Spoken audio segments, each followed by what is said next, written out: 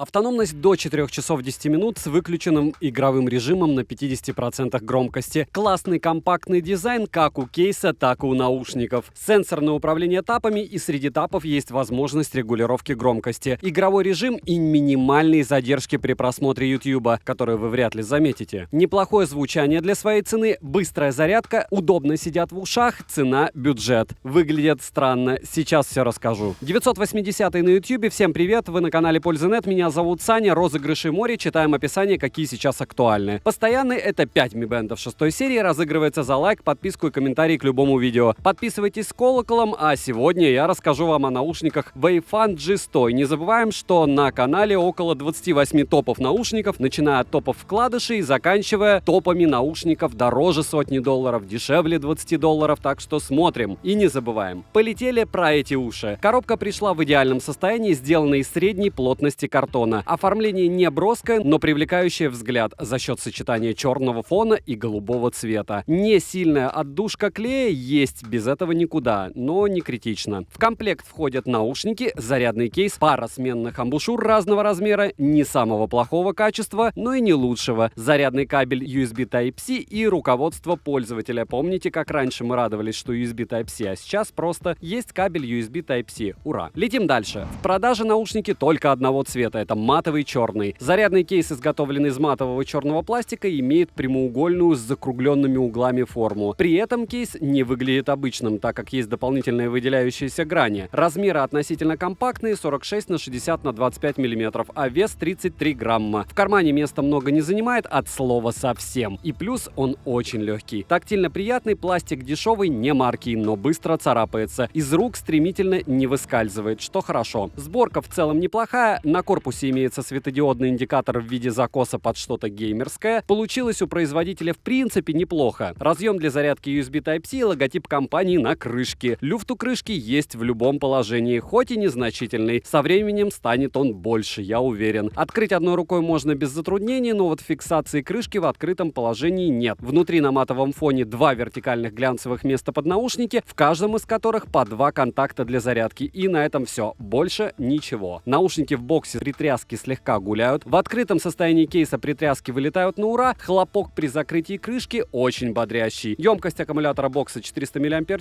полный цикл зарядки 55 минут. Быстрая зарядка есть, за 15 минут набегает 30%. И хватит вам этого на 50 минут воспроизведения. Беспроводной зарядки нет, к сожалению, но это и не удивительно, учитывая стоимость. Наушники от кейса можно зарядить 3 раза, полных. Саморазряд есть, но минимален. Наушники выполнены полностью из матового пластика. Дизайн привлекательный, габариты их небольшие, 35 на 18 на 17 мм. Это измерение по самым объемным частям. А вес одного наушника 3,7 грамма вместе с амбушюрой. Посадка в ухе комфортная, вес вообще не ощущается. При длительной носке уши слегка устают. Из рук убегают на ура. При занятии спортом из ушей не выпадают. Звуковод приемлемых размеров, овальной формы. На корпусе каждого наушника расположены по два углубленных контакта для зарядки, микрофоны, глянцевая сенсорная панель управления тапами с подсветкой и дизайном аналогичным индикатору на боксе. Индикатор на наушниках при воспроизведении не светится. Из тапов имеется воспроизведение паузы, регулировка громкости, вызов голосового помощника, активация игрового режима. Тапы не всегда корректно срабатывают. Наушники работают на базе процессора ATS 3015 и оснащены 10-мм титановым многослойным драйвером. Шумоподавление и режим прозрачности здесь, разумеется, не завезли. Заряд наушников в шторке устройства виден. По одному работают, переподключаются с голосовым оповещением, поэтому бесшовным переподключение не назовешь. Автоматически подключаются мультипоинта здесь нет, как и сенсоров приближения. Анимация также отсутствует. Емкость аккумулятора одного наушника 40 мАч,